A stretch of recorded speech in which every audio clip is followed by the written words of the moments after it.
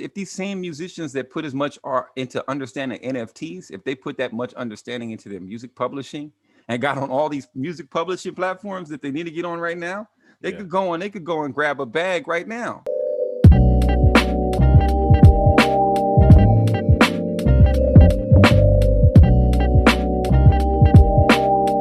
From Peckham, South East London, this is the Genesis Block Education Podcast, and I'm your host, Bitcoin by Malks. Guys, welcome. I hope everybody's well, healthy. Thanks again for listening. Thanks for tuning in. Thanks for spending time with us. So I took a working break. I had to leave the country for a few weeks of navigating through this sort of post-COVID travel world. It's a bit mad, actually. On leaving the UK, I had to take a COVID test. And on arrival to the country, I had to take a COVID test as well. So that's 2 COVID tests, which average around 100 quid. And then leaving the country, I had to take a COVID test to get on the plane. And then when you come to the UK, you have to take 2 COVID tests. I'm going to end up taking about 5 COVID tests in total in the space of a few weeks, which average around 100 quid each. So yeah, it's not cheap. So be mindful. In addition, I have to isolate for 10 days. So that's me locked up. They won't let me out. Oh. Yeah, so interesting. So I'm missing all the fun. There's a lot of admin and there's certain situations, if you don't have the right paperwork, they're not letting you on planes, man. Deep. On one hand, it's good to see the government do something about COVID, but certainly on the other hand, there is that saying, never let a good crisis go to waste. And there's a little bit of extortion going on. My pockets feel very lighter for traveling. So just wanted to share that. Anyway, on to today's show. Today, we are exploring the weird and the wonderful world of NFTs. And today's episode is called NFTs, Art Liberation or Liability. If you've been living under a rock, then you've probably missed out all this NFT hype that's been going on for the last few weeks. So NFT are non-fungible tokens, which are explained by my guests today. And they're seen as a bit of a cultural zeitgeist that's happening around the crypto space. It's essentially given artists, musicians, fashion designers, all sorts of creatives the opportunity to share their content with wider audiences, as well as to some extent monetize it. In terms of like key highlights which have been happening in the NFT space, we've had Beeple, who's an artist. If you haven't heard of him, look him up. He teamed up with Christie's and they had the first digital art auction at Christie's, with his piece fetching up to 69 million. We've also had sort of sport collectibles like trading cards. If you heard of NBA Top Shots, musicians such as Grime, who is a partner of Elon Musk, Kings of Leon, deadmau5, and just a number of other artists who are now releasing music and content in the form of NFTs. So my guest today. So today we have a high-level conversation. If you're a technical person, this is probably not the most technical conversation, but what we try to do is really take a step back and look at this industry, which is just exploded in the last few months. So my host today is Israel Wilson, and all I can say about Israel Wilson, he's an OG in the crypto space. He's a technologist, a business developer, and primarily he's an artist. In the show notes, I'll put links to a lot of the NFTs and his works. But quite a talented artist who is utilizing NFTs to connect his pieces of work with wider audiences. What you'll grasp from the conversation that he is very passionate about decentralized technology, not so much in terms of the money it'll make people, but more importantly, the longer lasting impact on the future of humanity. So guys, I hope you enjoyed the podcast. Please like, share, comment, all that good stuff. If you have any queries, feel free to DM me. We're actually doing this show from someone actually reaching out and DM an artist in Genesis Block Education to shed some light on NFTs and what it actually meant. So shout out to you. My course is on Udemy, so check it out. And so enjoy the podcast, enjoy Israel, and I'll see you on the other side. Well, Mr. Wilson, it's a pleasure to finally get you onto this podcast. I mean, it's something that, I've been trying to get sorted. I think it's really been my fault that this hasn't happened sooner. In terms of your work, what you do, your background, there's just no poignant time than today, basically, in terms of art, the emergence of art, technology, cryptocurrency is all coming together. And when I think about art and cryptocurrency and the NFT space, you're somebody who's been a pioneer. You've been talking about this for a very, very, very long time. So how do you feel seeing all of this kind of explode? How do you feel about this whole NFT wave, if you like? It's interesting, and it's been very empowering for artists. Mm-hmm. And so I can say I like that part of it.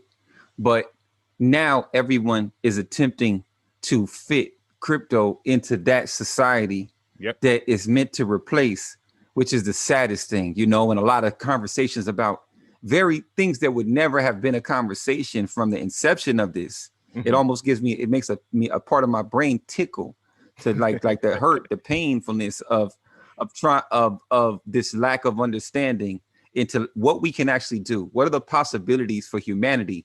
And we need to overcome old systems in order to go into those possibilities. This isn't about how do we figure out how to make this work in the world that was. Yeah. And that conversation is really exasperating, to say the least, for me, because my hope was, and the hope of humanity is, like, I asked the most advanced artificial intelligence on this earth, GPT-3, a question. I only got very few questions to ask it. And one of those questions was, will blockchain will blockchain help humanity? Will blockchain be a positive or negative on humanity, have that effect?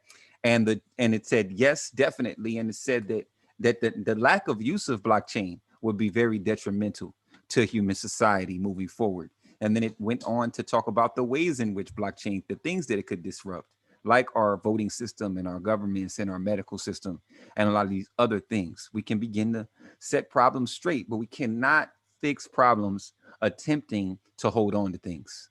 Attempting to hold on to things, ideals, structures, rules. A lot of those things that we're holding on to are going to stop us from ever being able to move into the future. And that would be my thing, is that, hold on, everybody's getting into crypto. Yeah, everybody's getting this NFT thing, but they don't really get what it is. And since they don't get what it is, they're making it more and more that, and they're going to let themselves be governed by that. Yeah. And that is what we needed to replace in the first place, to make sure that human beings don't. Because look, this is the thing. In the United States, you're living in the UK. Yep. Well, I'm in the United States. Yeah, of course. In the United States, we're having more and more mass shootings lately. We're having mass shootings over the years. We've had several mass shootings this year. Wow. People are frustrated. We're not hearing about them in the UK. I thought everybody was much locked up, or under. No, we're having several mass shootings. We've had several mass shootings. Mental boiling point over there, I would imagine. Exactly. And we've got guns. We've got more guns than any, we've got so many guns available to our people.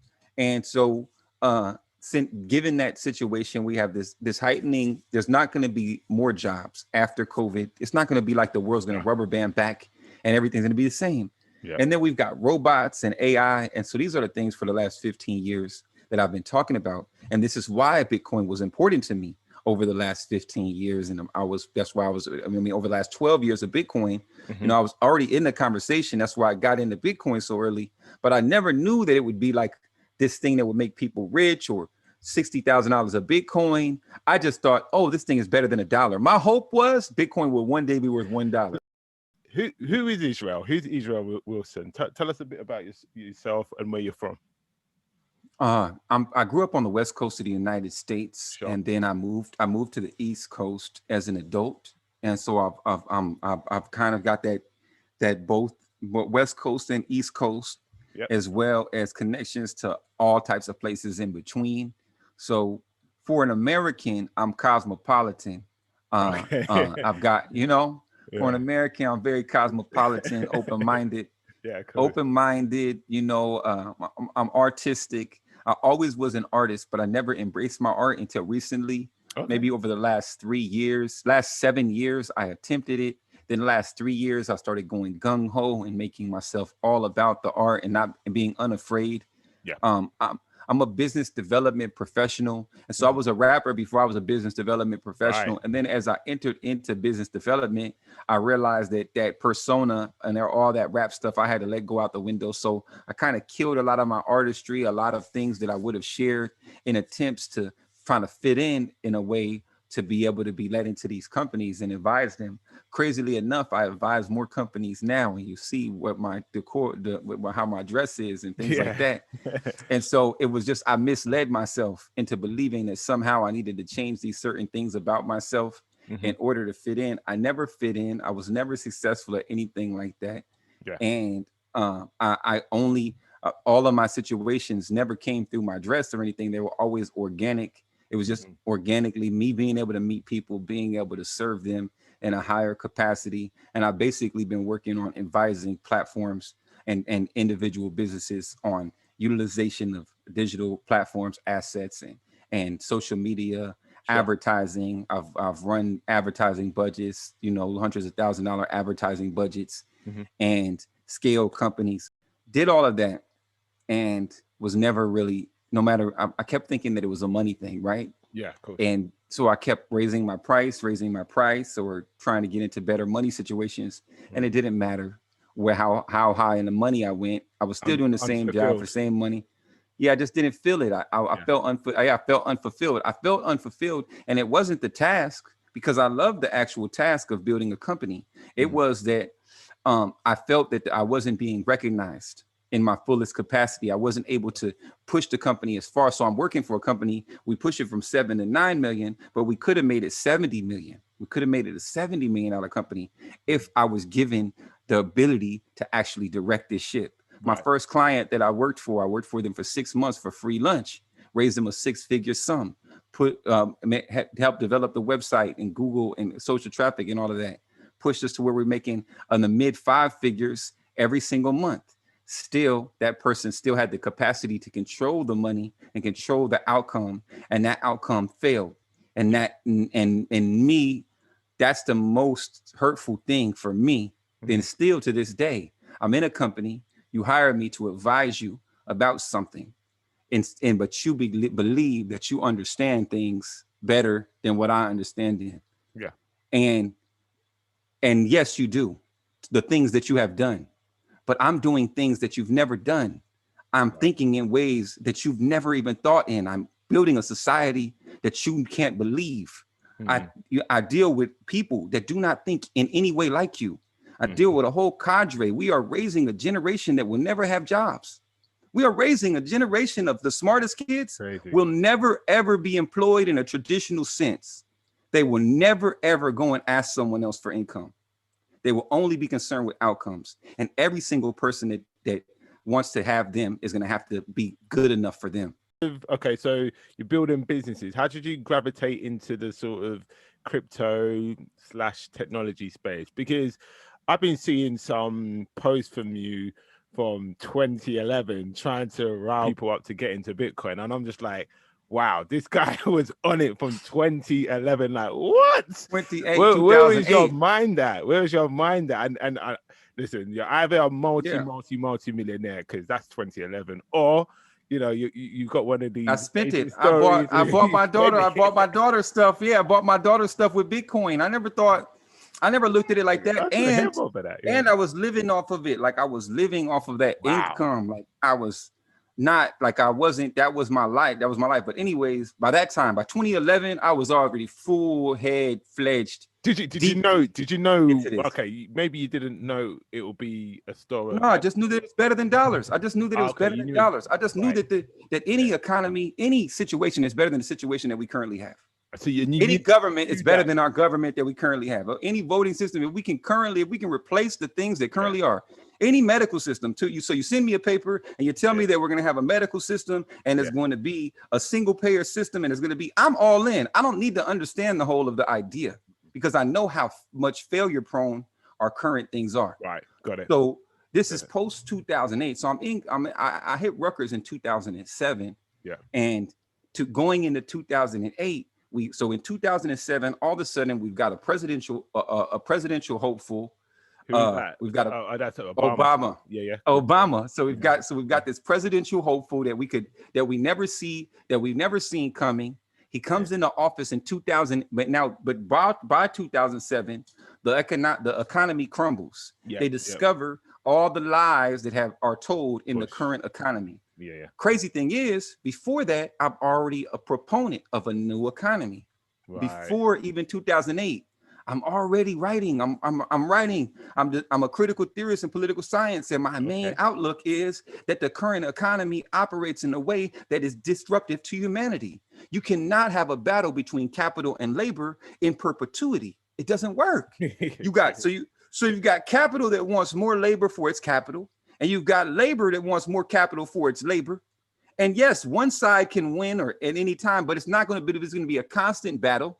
And that battle was being won more and more by the side of capital, when labor was the most important part of the equation. That's the crazy thing, right? So the work, the money people are running the world, but they don't they don't stop the world. They don't run the world. They're running the world, but they aren't shit. The people that actually dig up the gold, that actually build the phones, that actually ship the stuff, those are the most important people in the whole equation. But the old economy fucked them over and over. It was built to destroy and disrupt your life. Built from kings, from the feudalists to mercantilists. Slavery, capital was built on slavery. Wall Street is a slave market. That's why it had walls on it. Wall Street was a slave market. The stock was livestock, human stock. Our ancestors. The same thing happened in London. The same thing, the current financial system was built on that.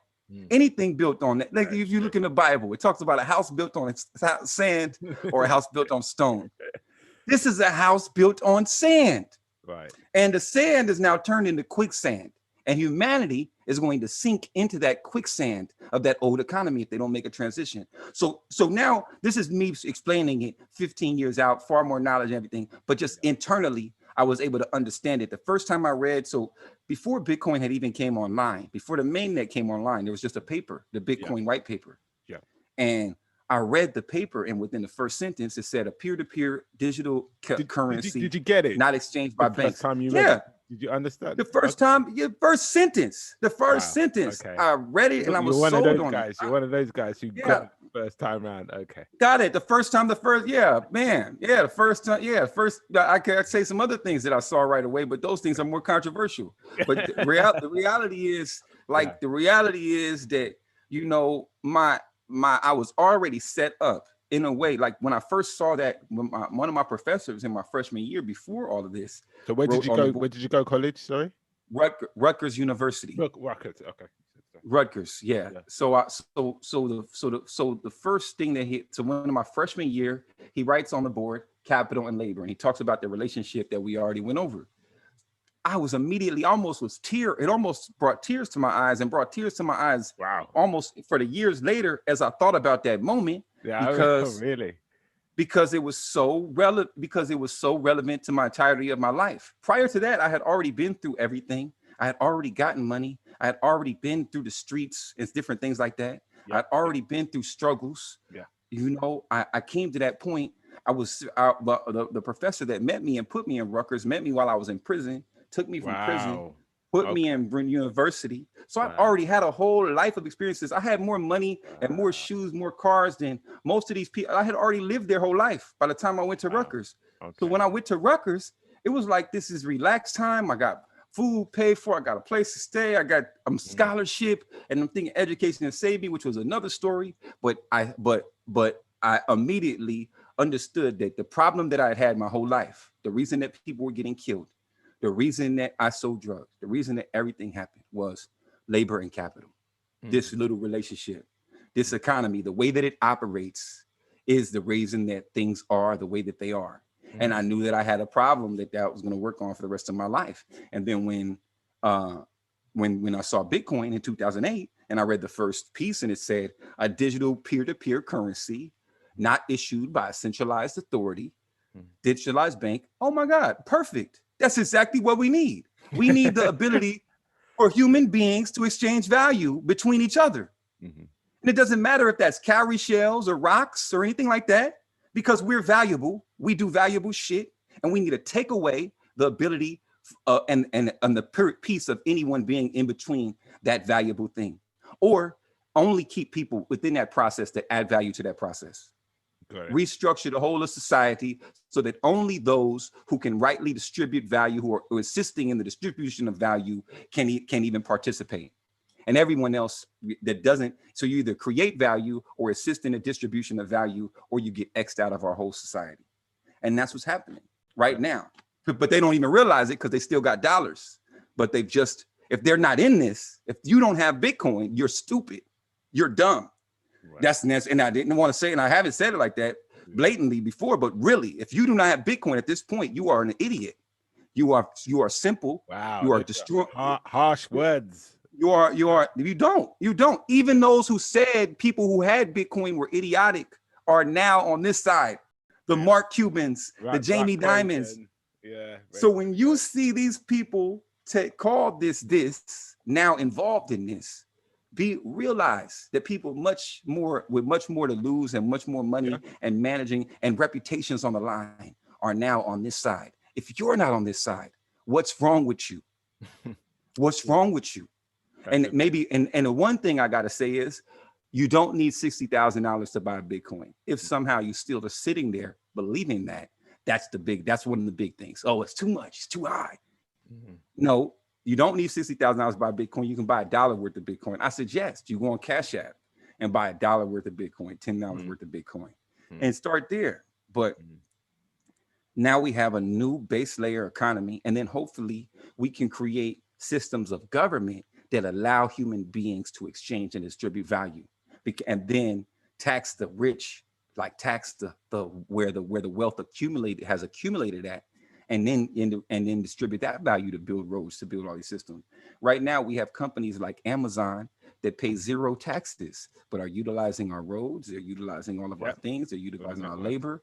They're getting government grants. They're getting taxed. They're getting other types of things, and that's billions of dollars that the system is missing. And then they're trying to figure out how to tax that from the income of people whose income is insufficient in the first place. There should be a bottom. There should be a certain place where if you're making under $100,000 a year, you shouldn't be involved in any type of taxation, anything like that. Something that really sort of made me want to reach out to you is some of the art that you post is amazing. I mean, like with this NFT explosion, there has been there's a lot of trash out there. Let's be honest. Not to criticize Beeple and his recent success at the auction at Christie's, where his piece of art went for 69 million, which was groundbreaking. What do you feel is driving the NFT trend? I think a lot of it has to do with Clubhouse. I think a lot of it has to do with Clubhouse. Yeah, there was a lot of people that didn't understand things, and then after people sat there and talked about it, like, so when I talk about NFTs to you, when I talk about Bitcoin, do I talk about the technical parts of Bitcoin or anything? Nope. I'm talking to you about the actual big picture, where we're actually going. Yeah. So when I started to do that on Clubhouse more, I got on December on the December 4th. I got a Clubhouse on December 4th. There was very few conversations around cryptocurrency even on December 4th. But we started talking about cryptocurrency, and then lively conversations around cryptocurrency started bigger and bigger rooms. People saw that there was an ability to come in there and start cryptocurrency rooms on Clubhouse and that the conversation was getting bigger. And then this singular conversation, because we had the dominant crypto conversations in our rooms, the guys that I started talking to. Then other people came in those rooms, and then they eventually split off of those rooms and had other rooms. Yeah. People then the Bitcoin maximalists came in there. Yeah, of course. And towards beginning of January, middle of January, they came in and said, let's explain it to people our way, because we understand this singular mode. And most of those people are 2017ers, 2016ers. Those people aren't, they're not like, they just have an idea. But anyway, so all of that got explained. And then for me, I'm frustrated I'm frustrated talking to people about Bitcoin all day, explaining things or going back and forth with people when they have ideas, but they just don't have understandings. So that, and they want to spout their ideas and their opinions rather than their deep understandings through experience. And so out of frustration, I go to other rooms, and one in the rooms that I'm mainly in are artist rooms. And now I'm in the artist rooms, and then we're talking about NFTs, and people ask me questions about NFTs. I began to clarify stuff about NFTs. There's a lady named Lady Phoenix. Now this is pivotal. So people had an auction that did some nominal success. It made like, I want to say, so the biggest piece was selling for 777,000. I think maybe it was like 3.9 million or something. Yeah, 3.9 million. And that sounds familiar. Yeah. For the first one. So he made the 3 point something million, and there wasn't really news. It wasn't in Forbes. It wasn't mentioning anything like that. They begin to have a conversation. Lady Phoenix directs a conversation with people celebrating this. This conversation goes viral. A lot of people start having conversations around that. And she had a series of conversations with people and other people around NFTs. Right. Crazy thing is, I should have started my club around NFTs because I saw that the conversation was heating up. But just talking about that all day, I didn't see it being like this, like where it's just like people are talking about that all day. You think it's social media that's made it riled it up a bit more than, because it just feels a bit, not overkill, but it feels like this is a lot. No, they're getting it is a lot. But the thing is that now they're getting it, and they're going to reverse their way and understand that this is crypto, right? And that's why that's why NFTs are heating up, because it's crypto. Right. But everyone thinks everyone still thinks this crypto is about money. So that's where a little of the disillusion is, and that's where a little bit of confusion is set around. So conversations are still set around things like IP, like your IP. Look, if I upload something to the blockchain, to the Ethereum blockchain, to take that off of the Ethereum blockchain, you have to stop the whole Ethereum blockchain, $250 billion. It's your IP is over. However you thought about owning things, that's over. It's a silly conversation to have. One of those silly conversations I'm talking about. Stop thinking about that stuff. Think about how you're going to make value and how you're going to create value in the new world. The record labels did the same thing to themselves. When they saw Napster and they saw all this, they spent millions of dollars and time attempting to stop Napster, or attempting to figure out how to stop streaming, or attempting how to figure out how to stop bootleggers, rather than, meanwhile, embracing it. People came in like 50 Cent with the mixtapes, the Dipset game, took that. And you in London, screaming Dipset. Yeah, we know that. We know Dipset.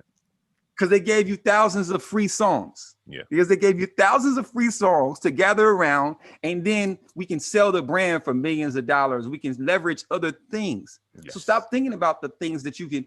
Don't stop thinking about ways in which you can stop people from pirating software. Think about ways in which you can offer an open source software that offers so much value that value then is able to come to you. And now with these valuable systems like Ethereum, we can actually do that. You as a programmer can create something that through people's use of it, it creates tremendous value for you. You don't need to stop anybody from utilizing it. It doesn't work like that anymore. So I've mentioned Beeple's piece going for 69 million. We've also had sports collectibles like NBA, Top Shots and trading cards. Musicians such as Kings of Leon, musician Grimes, which is obviously Elon Musk's partner, Deadmau 5 or whatever his name is. They've all released Dead Mouse. Dead Mouse. That's what I don't know. I call him Dead Mouse 5. Jim Jones. He was on the Big Breakfast Club the other day talking about NFTs. He didn't explain it well, but he gave a good decent attempt of how it's working, and even like brands like Taco Bell. So, but that's the thing. They got Jim Jones on there explaining it. They got 19 keys on there explaining it. So NFTs.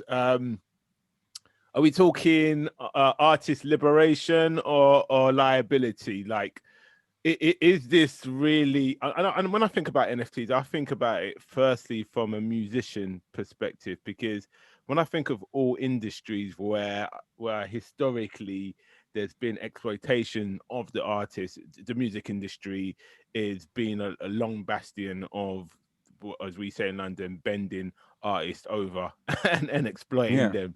So is that what you see NFTs as an opportunity, or is it something a bit more than just finance? Is it Yeah, it's more just than another ownership, or distribution channel.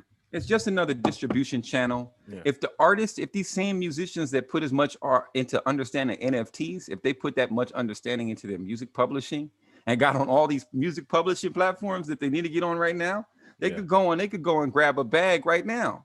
yeah, If they spend as many hours learning music as they did trying to learn this new NFT thing, which they think is sometimes a shortcut is the long way. yeah. And the people who are going to be and the people who are going to be most successful in this NFT thing are the same people that are going to be most successful with music and stuff like that.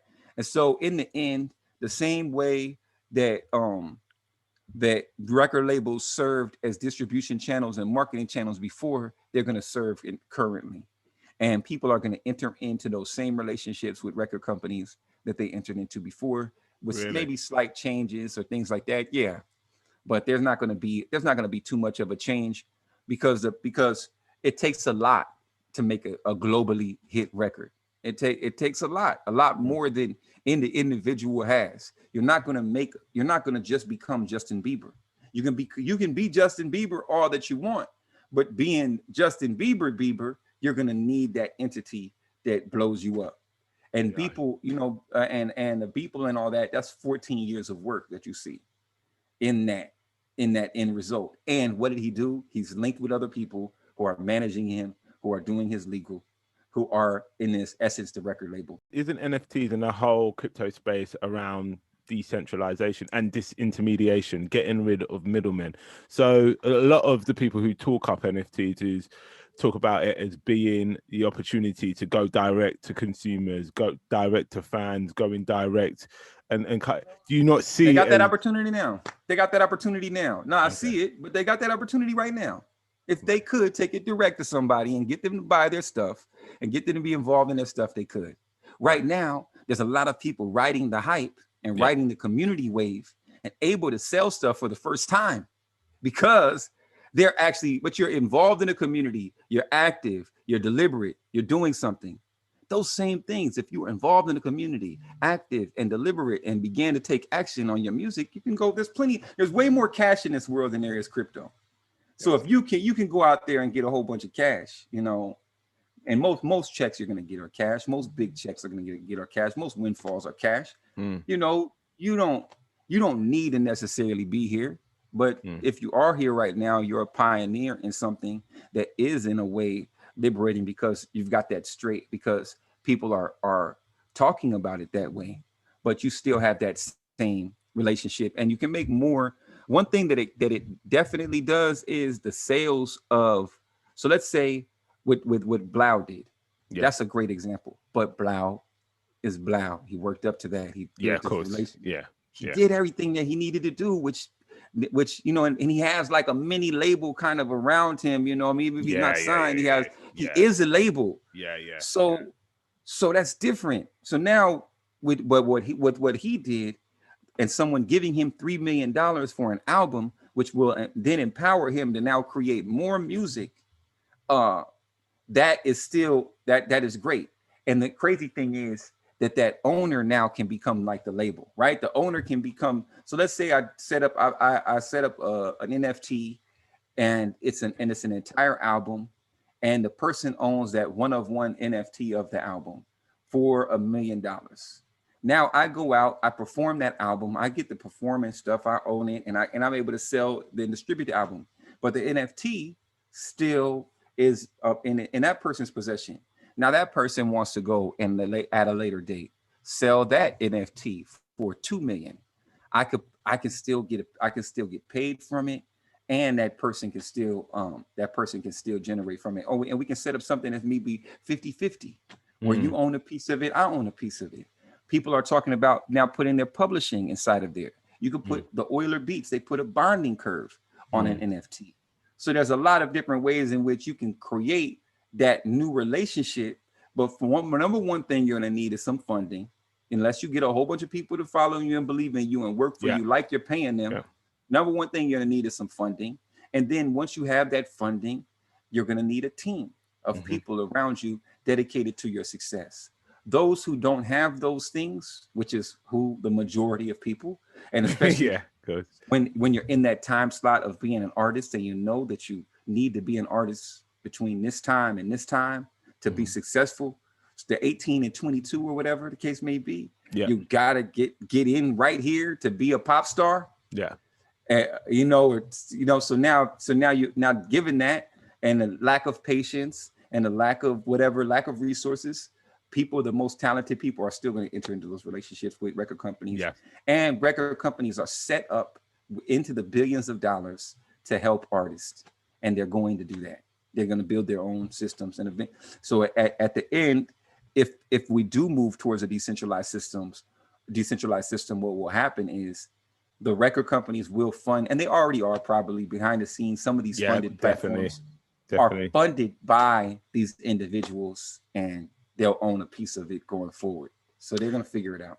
So let's take a few steps back, actually, because I think we've jumped right into the conversation. So in the most basic terms, can you explain what an NFT or non-fungible token is? Yeah, fungibility is the ability to transfer something and create into another something, right? The replaceability. So it's the ability to what's interchangeability. That's the word. So when two things are interchangeable, they're fungible. They're also, by being separable and being separated into smaller parts, that allows that interchangeability.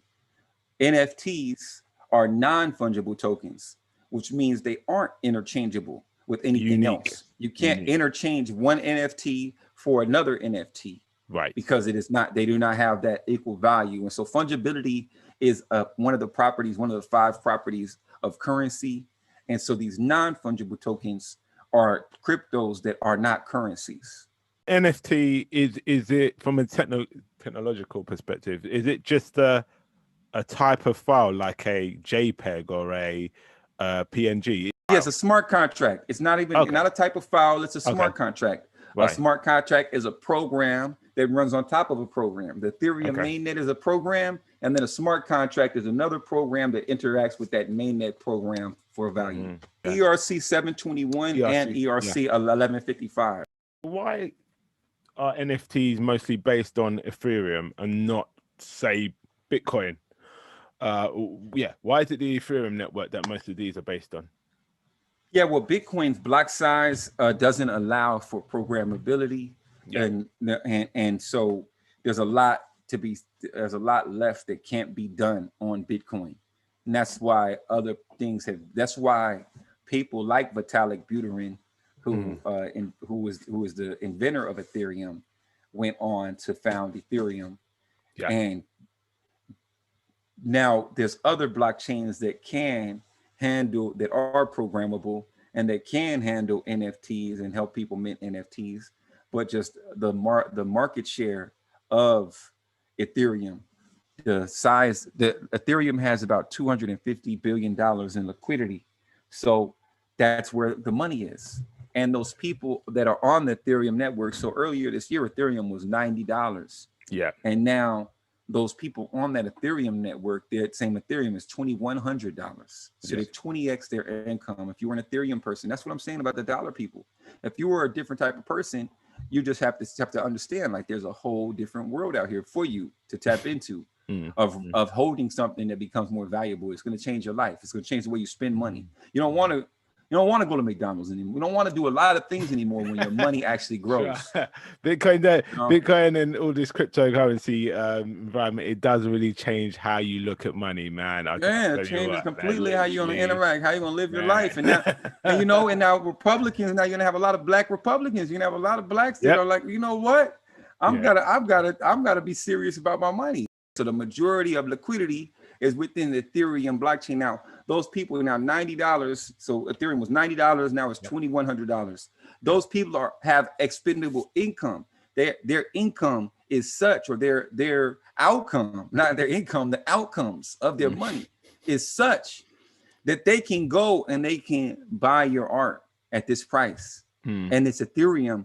And the thing is, so because the world doesn't have anything to do with the creation of the system. You know, they had nothing to do with the creation of this. They did no input. You have put no input into this. So they can't take anything out of this. They didn't build this infrastructure. They can't take anything out of this. What can happen though is when you take something out of this and you go back out there into their world, they're able to suck value back into that system when you take it out. So there's a lot of people with and it's the same liquidity crisis that's in the common markets. In the common markets, there's billions of dollars that's illiquid, that can't be moved because it's locked inside of companies. Yeah. And those individuals can't spend it. Well, the difference with crypto is, yeah, it's illiquid. You can't cash it out, but you can actually go and invest it in other things. You can go and spend it. And you spend something that isn't something that is already valuable. So Ethereum's already valuable, and now you're spending something on something that transmits that value to that, and the value in an ever-growing, ever more valuable ecosystem. So that's the nature of that. Now you've got these other blockchains like Flow, which has built NBA Top Shots, and they have had an extreme amount of success with that. You've got Mintbase, which is the partner with the Near protocol, and I don't know how big the market size is, but they're minting NFTs at a cheaper price. You have the Wax protocol, which is minting all types of different NFTs using the EOS blockchain or similar to in a similar way that the EOS blockchain would. So you have a lot of these different projects. What they don't have is the Ethereum, who the believer base, the size of the developer base, the actual dApps. DeFi has a lot to do with the rise in the value of Ethereum. Those DeFi marketplaces, there's a lot of things, but it's just Ethereum is same reason why people say, why is Bitcoin worth more than Ethereum? Well, because Bitcoin is the base layer of the global economy. There's a fixed supply. The energy cost consumption makes it very hard to make and mine Bitcoin, as does the cost of the computers needed. So the price since the miners determine the price of Bitcoin is continue to go up. Yeah. And then the difficulty increases over time of the halving, which is only going to then increase the price because now the computing has the value of computing has split in half. So it's got to, it's going to keep going. Bitcoin is everywhere at the moment, with people saying it's one of the most important inventions of the 21st century. If, like many people, you're still not sure or haven't got a clue what all the fuss is about or where to start on your learning journey, Genesis Block Education has the course for you. The Bitcoin Basics Beginners course is now available on Udemy. It's packed full of lectures, activities, and easy to follow resources, which will give you the fundamental knowledge on what Bitcoin is, what makes it so valuable, and most importantly, how to obtain and secure it. If you want more information, please see the show notes or visit us at bitcoinbymalks.com, the Bitcoin Basics course. Without Bitcoin, there is no cryptocurrency.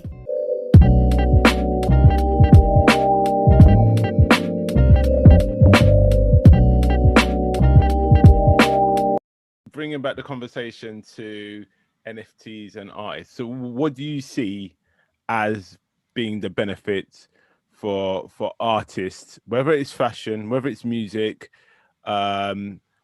utilizing NFTs?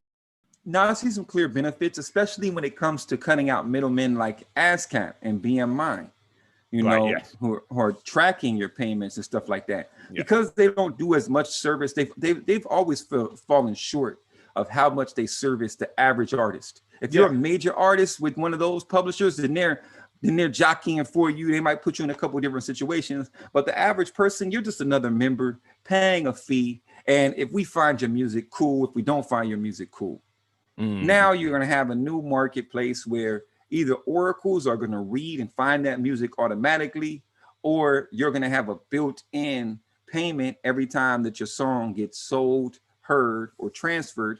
And so for the artist in that way, it's going to be empowering. And it's going to make sure that, and then also the transparency of the blockchain lets them know how much money they make, how much money was taken from them, this and all these different things, which are currently opaque part of the process behind the scenes. So in that way, artists will be empowered. But if you don't have a following, then it still doesn't matter. It still doesn't matter. If you don't have a following, if you don't have people buying into your music or listening to your music, this doesn't give you any ups. So I mean, if we're saying that, you know, NFTs could lead to increased artist control, the ability for artists to collateralize their output, as well as kind of ownership and perpetual rights, surely that's got to be positive for the artists. Whether they can hit maximize and hit create huge communities or not, that's obviously down to the artist. But surely being able to own your own art is very, very important to artists. Oh, on the art side, I thought you were talking about music still, but on the artist side, definitely. It's a game. Right. Yeah, on the artist side, it's definitely a game changer because they had a completely the power was all in the gallery's hands. Yeah. But then at the same time, I'm hearing from gallerists and artists that lots of times that relationship is the same one between the record label. This gallery does so much for the artist. They get the artist placed in the news. They get them buyers. They're actually working for the artist. And so the artist is happy to pay that 50% to the galleries, the ones who I've heard who are successful, I've spoken to. And so similarly, those who haven't found success, they may find success in this route, but they may not. Likelihood, no guarantees that suddenly you're going to become a more successful and a more prominent artist because of this, without any actual initiative on your part or without any creationary force on your part to create the momentum. And then I would likely say that the same activities that you utilize to create momentum within the NFT space, if you had taken that same initiative, utilized that set of activities in another space to be successful, you likely would. But the hype of it has people putting a lot more energy into this, into congregating around this. But if these same people shift their energy and they congregated around the common art space and figured out how to suck as much value from that as they could, because you can sell things. Right now, it's a lot easier to sell a digital print than it is NFT. So if it's the art, but now the NFT makes it, so now art didn't have a value in a lot of people's minds. Yeah, okay. Now the NFT gives it, is there some type of value? But then Bitcoin didn't have a value in a lot of people's minds. So we're convincing people of those values, of the value of art and the value of crypto. And it's very easy for the artist to suddenly get the value of crypto now that they can benefit from it. One thing that I struggle to understand with this whole NFT thing is the concept of scarcity, especially digital scarcity. Now, pretty much everything on the internet is a digital copy. For example, Jack Dorsey, his first Twitter tweet, I believe that was sold as an NFT for around 3 million or whatever. But I mean, I could go and literally go and Google it and build I another can see Twitter. it. So who, you know, the person who's buying that, what value are they really getting from buying the NFT of that first tweet when anybody can go and see a digital copy of the same thing? Just explain, they bought it on Cent. The ownership and how it works of NFT, because that's very opaque at the moment. Yeah, the crazy thing is the platform Cent people wouldn't even talked about it as an NFT before, but now it's an NFT. But Cent is basically where you're buying people's tweets, and other people's tweets have sold for significant amounts prior to this. So this is an old thing then. This is it's a platform called Cent, CENT, and on that platform people can sell their tweets, and the most recent of which of note was Jack Dorsey. You know, who's buying that and why are they buying it? It sounds to me like people, especially with the Beeple sale as well, it's they're not actually buying the art. They're trying to get a piece of a cultural revolution or a crypto revolution. Am I right in saying that? It doesn't. Yeah, they're playing a part in history, but I think they have enough foresight to see if the last 12 years have been as such as they were, or the last 3 years has been as it were, or the last 1 year has been as it was, that moving into the future, this economy will become more and more valuable. And if you look into the future, far into the future, Bitcoin and everything is built on this platform. It's IPFS, the Interplanetary Filing System. So that just sounds awesome right there. Interplanetary. So you gotta, so you really gotta think. A few times today, you know. Yeah, so you gotta think. So you gotta think into the future. We're gonna be a multi-planetary society. You couldn't ship gold from planet to planet. Can't send your Mona Lisa from planet to planet. It's not going to be like that. And even on Earth, physical items that we waste so much materials on clothes. We waste so much going places that we don't need to go, that we could just cam up and go. We're wasting a lot of money on a lot of different things. We're wasting a lot of money, a lot of energy, a lot of our resources, and a lot of things. That waste will be taken away by AR and VR as we shift into the metaverse. And there will be children that never value physical things. You know, there'll be children that have mine being one of them. My daughter has very little value for physical things. Really? Besides, the only physical thing that she wants, you know, clothes and shoes and things like that, and these physical pictures of these K-pop artists. She likes these little picture packs of K-pop artists, but eventually those will be NFTs. Those will be in-game. Yeah, definitely. But a couple years ago, she didn't want anything except Roblox credits, which are not physical things. She wanted money. She wanted me to take my money so she can build a fake house in a fake world that doesn't pay her anything. So hold on. So have you watched Ready Player One before? Yeah, I just finished rereading the book, and I'm actually on Ready Player 2 now. Yeah. Okay. So if you watch the film, I mean, obviously it's tagged as a kids film, but when I watched it, I was like, hold on, this feels like what's happening right in front of us in terms of. It's even deeper on the book. Yeah, I'm sure it is. Especially with when I listen to when I see what's happening in Decentraland and those sort of protocols. You know, people buying and selling land in a metaverse. It's just.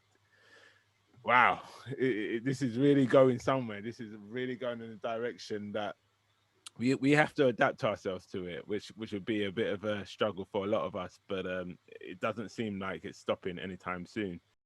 So we've talked a bit about what are the benefits to artists in terms of NFTs. Does it really put the power back in the hands of artists, whether it's musicians or artists? You basically sound like you're saying that there could be benefits, but they may not be. I'm saying that there's a lot of benefits. Yeah, I'm saying that there's a lot of benefits. The biggest benefit is that artists finally get into crypto.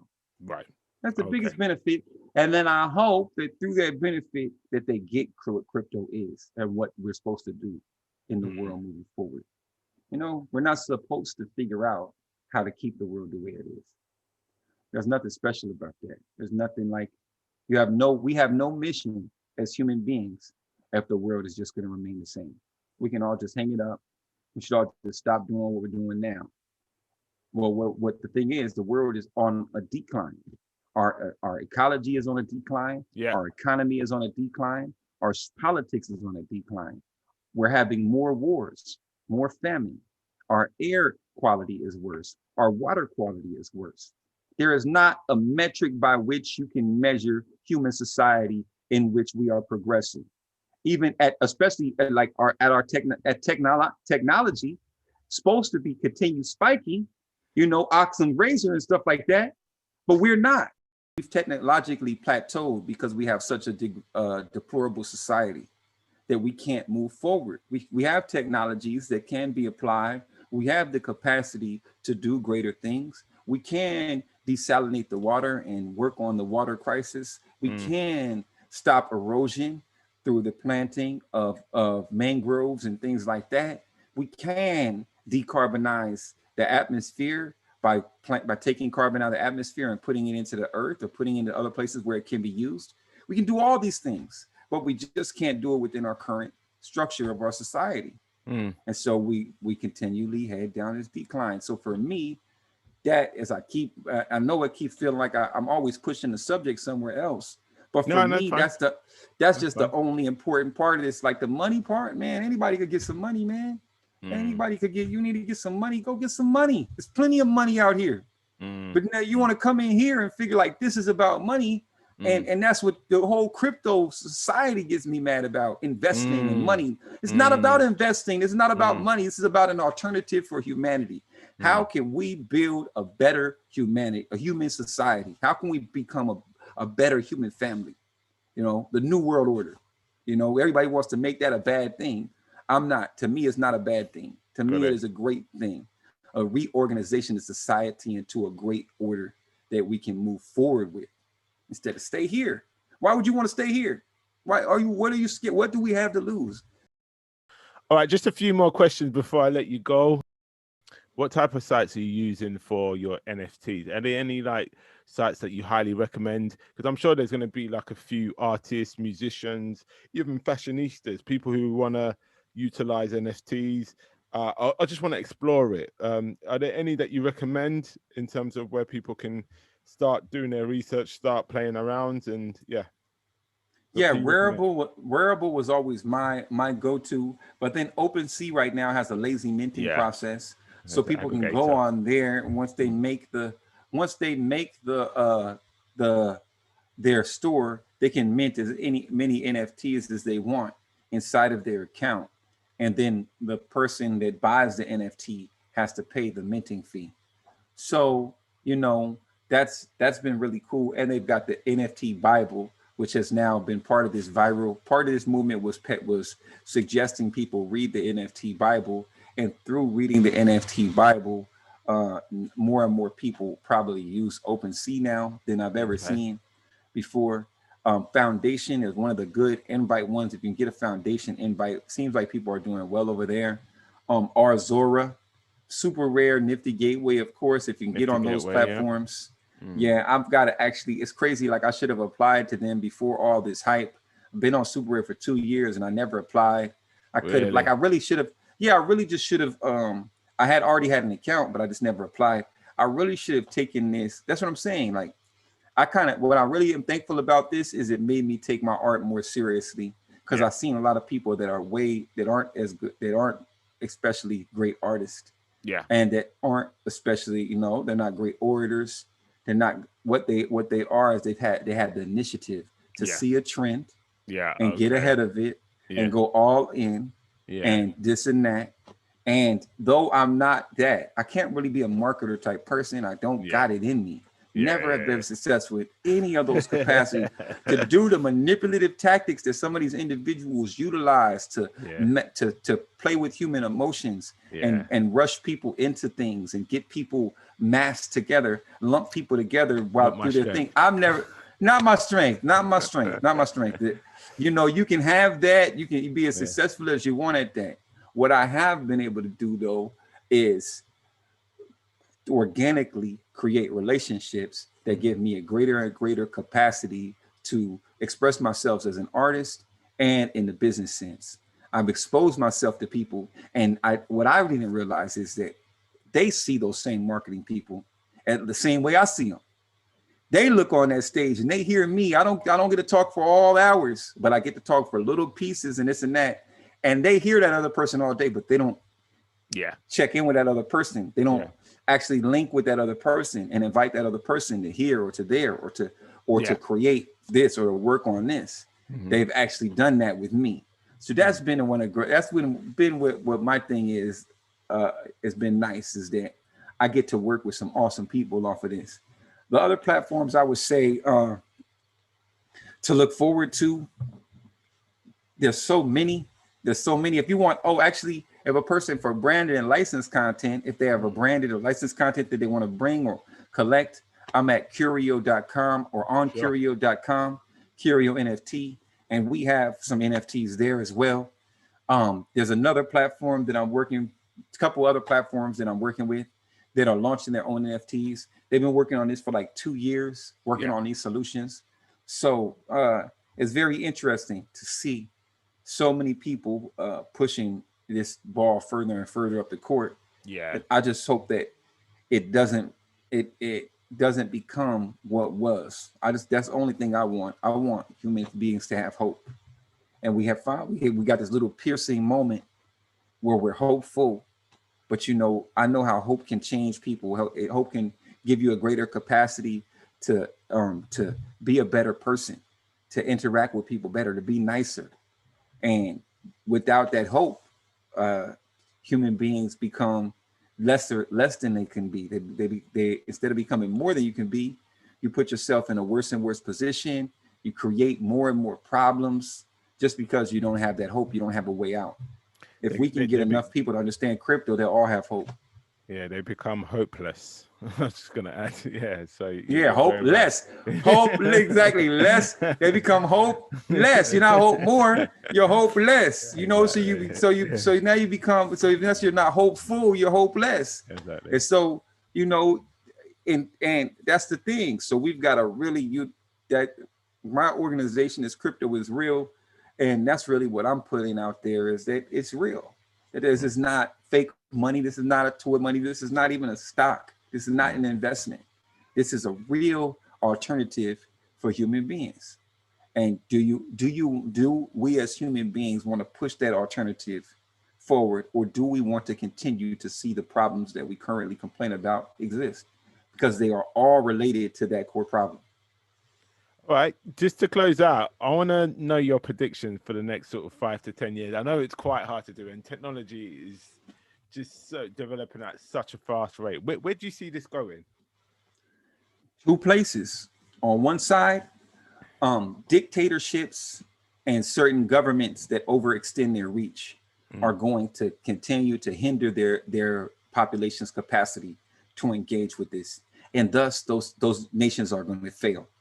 They're going to fail from internally, and because right on the side of them. So let's say Nigeria says we're not going to do crypto, but then Ghana adopts crypto. As Ghana progresses, Nigerian people will become more and more restless with their government. They are going to, and hatred will grow and consume them as they see Ghanaians can eclipse them completely. So that's the thing. So we're going to have two types of societies. We're going to have societies which embrace crypto and lean in as far as they can. And then we're going to have those that don't. And then we're going to have those to varying degrees. We're going to have ones that completely outlaw it, that are going to fall completely behind in the rest. If you do not have a crypto government right now, you are outside of human history. You have just lapsed. You have said that this stage of human history, I do not want to be involved in. So you want to be involved in the industrial era, the computer. We are in the blockchain age. If you as a leader do not be involved, as a pastor, if you're as a pastor of a church, if you as a leader are not in on this, you are outside of history. You have taken yourself and said, I do not want to move forward anymore. And if you want to also take your country in that direction, then that's sad for your country. Alternately, there's going to be those that in varying capacities try to speed that up. And those who do it to the best degree, probably some little tiny country, Micronesia or something like that, they're going to have some type of dictator that does a really good job of actually understanding this, going full in, and they're going to have a little Wakanda or a little type of futuristic society with mansions and abundance, because this is the new oil. And that's another thing. I would say that primarily I would look the people who have a lot of money and they are running low on resources and they have a lot of understanding of energy, which energy is part of creating crypto and stuff like that, are those in the Middle East. I would say to look to the Middle East and Asia to dominate humanity, to be like the places that we want to go are going to be like the Dubais and the Chinas. We're going to want to go someplace else. But aren't they quite authoritative governments in both China, certainly Saudi Arabia? We know how it rolls over there. They're quiet, authoritative, I would say. But they in the same way they do they are quite open to technology at the same way. So it's a bit of a double-edged sword, right? Because they're authoritative. All you've got to do is convince smart people to do stuff. In America, you got to convince the smart people and the dumb people. You got to convince the whole of them. We got to convince the whole of Congress that pagers were a new thing to these people. Pagers, when pagers came out, they were new to you. Computers are new to you. You should not be running our country anymore. You should take your back seat and go somewhere else. You can't even learn. You cannot understand what's happening currently in the world at 60 something. I don't intend to. I'm almost 40. My daughter's 13. Right. I do not understand the world from her perspective. Yeah. If I'm running things and making decisions for her generation, once her generation is old enough, once her generation is in their 30s, that is for me the completely wrong way to do things. So, I'm not saying that I'm not for dictatorship. I'm not authoritarian. I'm actually a libertarian, anarchist type person. I believe that government should exist as only as just a light thin layer, very light thin layer, keep people together, but then go let people do what they want to do. People want to put something in their body, go let them put it in their body. They want to go lay with who they want to go lay with, let them go do that. There's a lot of things that we fought over in the United States that now we're embracing. The marijuana, the homosexual, all these different things. Crazy. We fought over them for so long, and you just accept them as things that human beings do and move past it and don't even worry about that. And that's the problem. So certain governments are going to limit themselves by their need and their desire to control outcomes that they don't even understand. Yeah. Control outcomes, make decisions on technologies that they don't even understand, about a human race that they have very little understanding of, about a future that they cannot see. So have you heard what's his name? Balaji Srinivasan. He's the old CTO of Coinbase.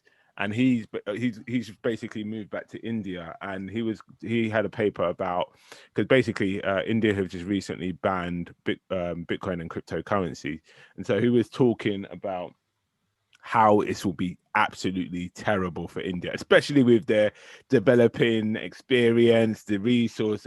And he was just basically saying this is the worst thing that could happen. But he made a point on something slightly different about ascending countries and descending countries. So you know how normally we talk about developed countries, which is obviously US, the West, Canada, all of that, and then developing countries, which is the old way, the old kind of fixed way we talked about countries. But now there's a new dynamic way of looking at things, and you have the descending countries, which are like United States, Canada, and Western countries, which have already got these infrastructures in place, which they're hard to change and move. And then you've got the ascending countries, which obviously are India, and it's probably going to be countries like Lagos and Nigeria. I'm about to say Kenya. You can say Kenya. You can definitely say Ghana. You can throw Ghana in there. Yeah. Definitely ascending countries going in a better direction now than they have ever been in the past. Yeah, Ghana has better leadership now than it's ever had in the past. Yeah. And he just told the Swiss came and they were trying to get raw cocoa from him.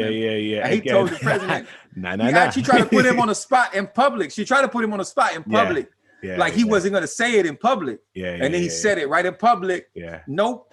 Here's why. You're not going to get any more raw resources from us. We want to develop our own raw resources. We put ourselves in a deficient situation by being a continent that ships our raw resources other places to be developed. We're going to start, because now you're sending cocoa there to be called Swiss chocolate when it's really Ghanaian chocolate. No, you're right. Because I actually went Ghana in 2018, and I actually went to the cocoa board the office, and I'm not, for some reason I met the head of the cocoa board, some old Ghanaian guy, and he just didn't have a clue. And I was just thinking in my head, hold on, like this country pretty much supplies the world its cocoa. There's no global Ghanaian chocolate brand, like. And I asked him about it. And I said, why is there no Ghanaian chocolate brand? And he didn't really give like a great answer. But so to see 3 years later that the Ghanaian president said what he said, they definitely gone in and they're thinking about it. And so I think the economy, they're trying to move from a export of raw materials to actually a producing country, which is amazing to see. And those are the kind of leaders that you need, who are embracing real change. But Israel. I think we'll see a lot of phone factories and stuff like that in Africa too, pretty soon. I think we'll see a lot of the manufacturing, instead of shipping those raw materials to other countries to be developed, they're gonna actually develop a lot of electronics on the African mainland. Yeah, definitely. Ethiopia is making a jump into that. I'm going Rwanda in when I'm going Rwanda in July. I'm looking forward to what I see, but they have been making a lot of strides in terms of What do you do, tech. Max? Why do you go to those places? What do you do? I'm an accountant, background's finance. So finance within the technology space, within banking, funnily enough. Okay. But yeah, so I came across crypto from about 3-4 years ago. About 4 years ago. So 2017, is the ICO boom, and I kind of had invested, as I like to say in inverted commas, and I kind of lost. I didn't really lose money, but I just kind of like didn't make any money, and I was just like, hold on, I don't even understand this whole thing that I put my money into. So I've just literally spent the last sort of 4 or 5 years just researching, just Bitcoin, blockchain, just educating myself on it, and then when like the penny drops, because what I realized is, I've been working as an accountant, working in finance for about 20 years. And I didn't understand, the reality is I didn't understand finance and the money until I knew Bitcoin. And that to me, I had to humble myself. That's like 20 years of education. Like, hold on. I didn't even understand. I didn't even understand it really. So for me, my mission now is just to try to educate as many people around me to start. I mean, let's be honest, people get into Bitcoin firstly, it is the idea of making money and greed, because we're humans. Sometimes that's what attracts us to this whole. That's why I say on my bio on Clubhouse is in Bitcoin before it was about money, because for me, I never even got that chance. Like I never saw it like that. I never saw it like I would be rich if I did, because I threw away hundreds of Bitcoin on a hard drive. Crazy. I wasted dozens and dozens of Bitcoin, dozens of Bitcoin on little fountains and different things like that. If I saw it like that, if I was trying to get rich, I would have just been trying to accumulate Bitcoin, and I would be extremely rich. You probably 2011, you would not have known. You know what I mean? So there's a lot of people. There's a lot of people, or even probably by 2011, I knew. By 2011, that's why you see those tweets. All right. Okay. That's why you see those. That's why you're able to see the proof. I was already the stuff I was saying. People were coming at me like I was saying it's so crazy that I didn't ever tweet any information. 2011 was the time I started being vocal about it. Wow. And then 2014 and 2015 is the time that other people started getting into it. The first time I got jealous was 2014, 2015, the price went up. And now the money people come in. Now the computer guys, the smart ass computer guys that wouldn't listen to me since 2009. Now they come in 5 years later because of the price. Wow. And then it's 2017 because of the price. 2020 because of the price. People keep coming in here, running the space because of the price. But I was not here before that. I'm still not here for that. And I was here before that. But by 2011, I saw like, oh wow, this is going to be something great. And I just wish I had. The only thing was I as a contractor, my income goes like this per contract. So I've never had, and if I was a regular person and I could put money continuously into this, but more than anything, I've taken away from that growth at different stages of Bitcoin, or utilize it as an actual money. So money in, money out, money in, money out. If it goes up, if it goes up a little bit, I'm going over here to go do this. That was and because for years it wasn't, so you got to think, like after Mount Gox, we stayed at 230, around that 200 range for years. So you're going for 200, 200, 300. You're not going 300 to 6,000. You're not going to none of that. You're just doing this all day. But now look at it.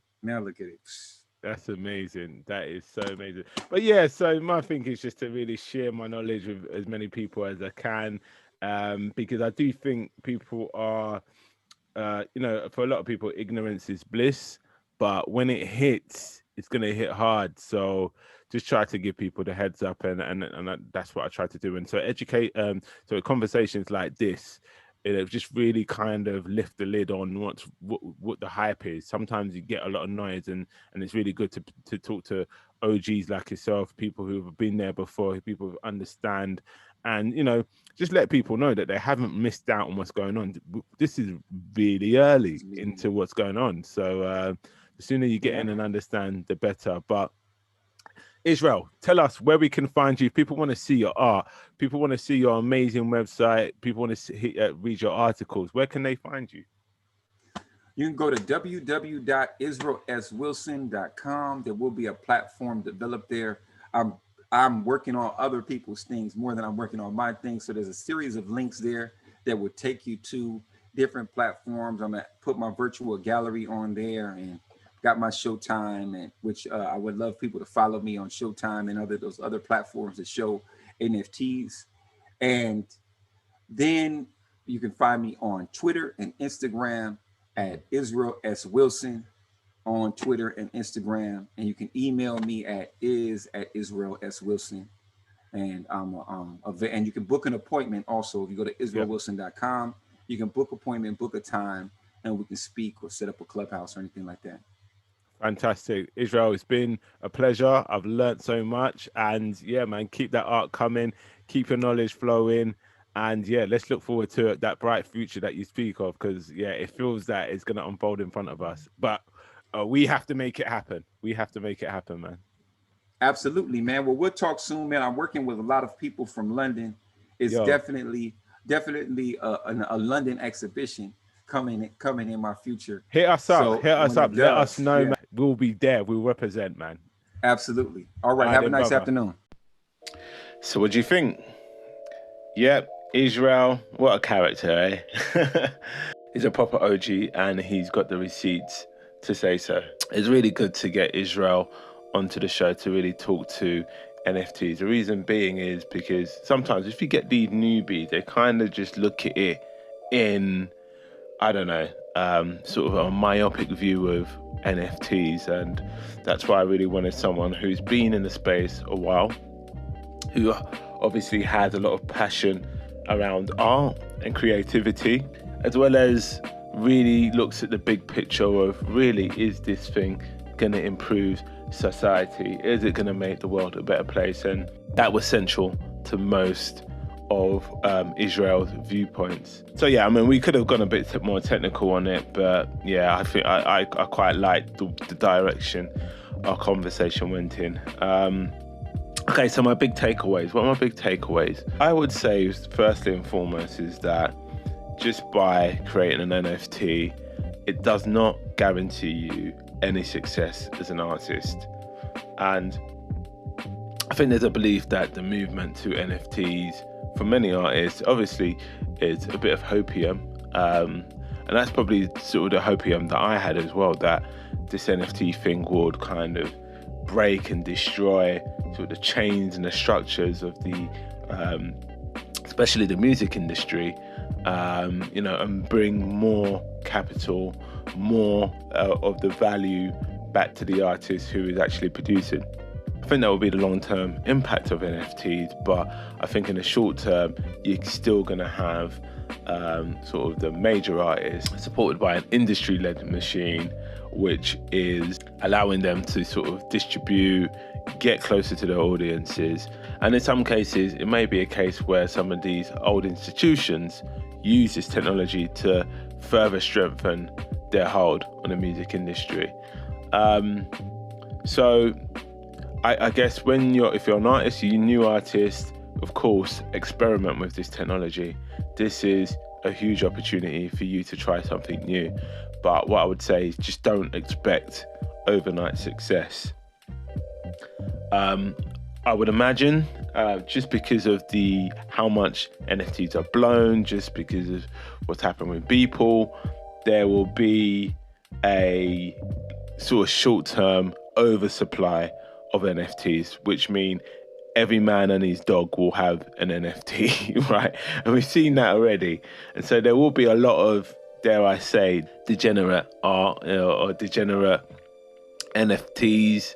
I stole that term from Saifedean Ammous, who is a writer of the Bitcoin Standard. So Yeah, it's just natural. Where there's a deemed belief there is an increase in sort of price, then there'll be an increase in supply. And so I believe the market will get flooded in the short term. I think long term, there is some real value in the NFT space, but don't get sucked in. My second takeaway is more just looking at the bigger picture of NFTs. To me, I'm from a finance background, but I was once a creative. Anyone in Peckham will tell you about Malcolm, innit? I could draw, innit? I had skills.